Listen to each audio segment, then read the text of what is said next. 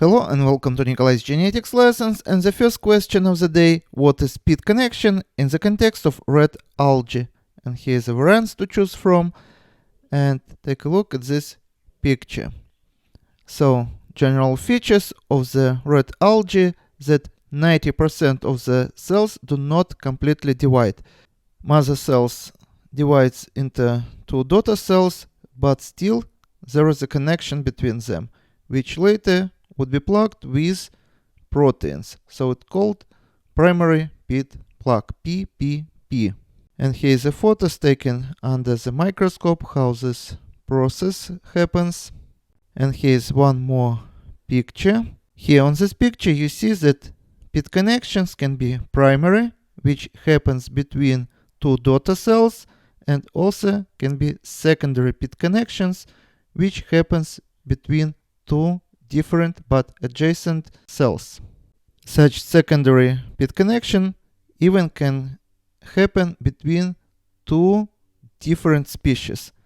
And in this case, one species that forms such connection would be considered parasitic when it would make such connection with a different species. So as you see, in this case, nucleus would divide and would go into one corner where it's going to form such connection, and this nucleus would penetrate another cell, and just like virus would destroy the nucleus of the other cell and would take a machinery of that cell.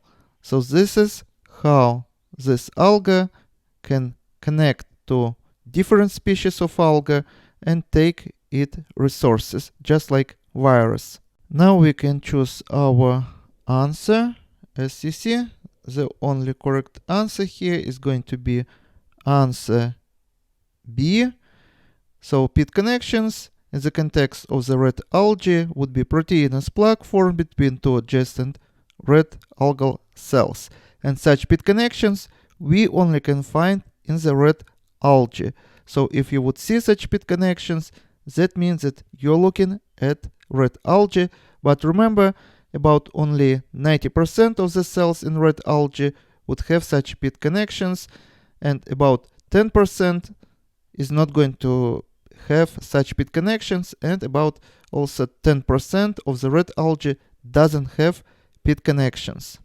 And second question: what is the only known sexual life history in Rhodophyta?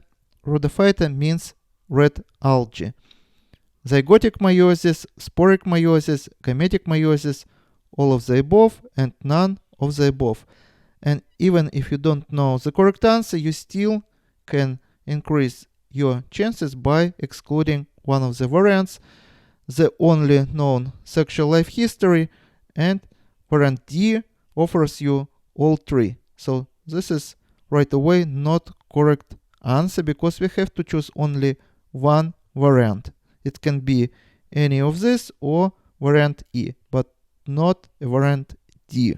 So now, even if you don't know the correct answer, you increased your chances from 20% if you just would choose answer randomly to 25%.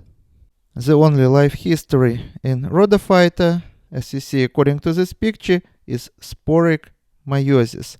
Take a look. Let's start with diploid entity here, zygote, which is formed by joining two haploid gametes, and through the process of mitosis, it would grow into adult entity.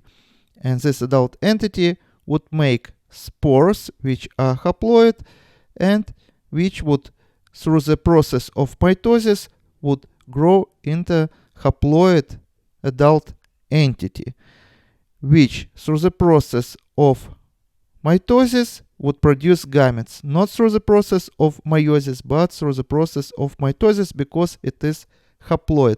So here we have adult diploid entity and adult haploid entity. Diploid adult we call sporophyte, and haploid adult we call gametophyte. Sporophyte through the meiosis produce spores, and haploid entity or gametophyte through the mitosis produce gametes. So in sporic meiosis we have alternation of generations. Diploid, which is sporophyte, and haploid, which is gametophyte. And sometimes they may look identical, so we cannot tell by the appearance whether they are adult diploid or adult haploid. And in Rhodophyta, we don't have no zygotic meiosis, no gametic meiosis, only sporic meiosis. Answer B. And this is all for today. Subscribe and see you in the next video. Goodbye.